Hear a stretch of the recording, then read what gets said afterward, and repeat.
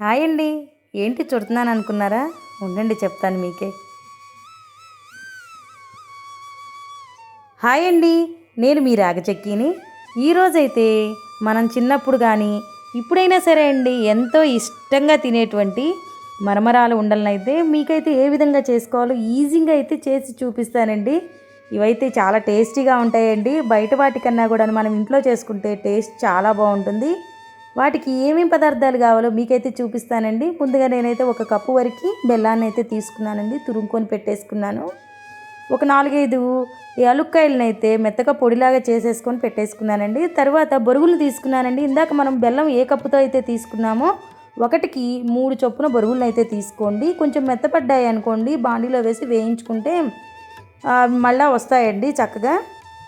ఆ తర్వాత అండి ఒక గిన్నె పెట్టేసుకొని బెల్లాన్ని అయితే వేసేసుకొని ఒక పావు కప్పు వరకు వాటర్ని అయితే వేసుకొని పాకం అయితే రావాలండి. అది చక్కగాను చూపిస్తాను ఏ విధంగా రావాలో పాకం కూడాను మీకైతే చూపిస్తానండి.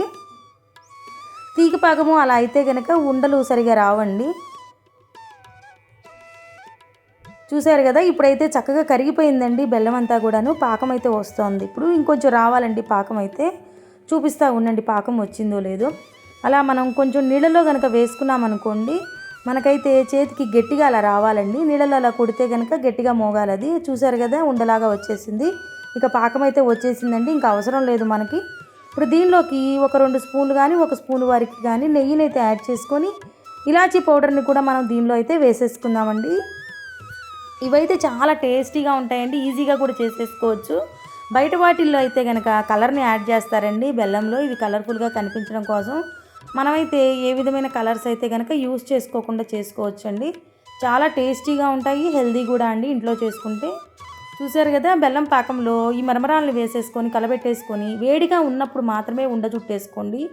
వేడి ఆరిపోతే మాత్రం ఉండ రాదండి, ముందుగానే చెప్తున్నాను మీకు.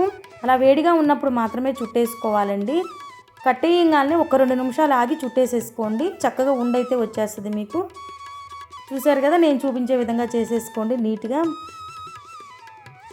నేను చేసుకున్న వాటికైతే కనుక నాకు ఒక 8 వరకు అయితే వచ్చినాయండి ఆ కప్పు వాటికి. చూసారా, ఎంతో టేస్టీగా ఉండే మరమరాలు ఉండలు అయితే రెడీ అయిపోయినాయండి. నా వీడియో కనుక మీకు నచ్చినట్లయితే please like, share and subscribe. Please comment చేయండి, మర్చిపోతున్నారు.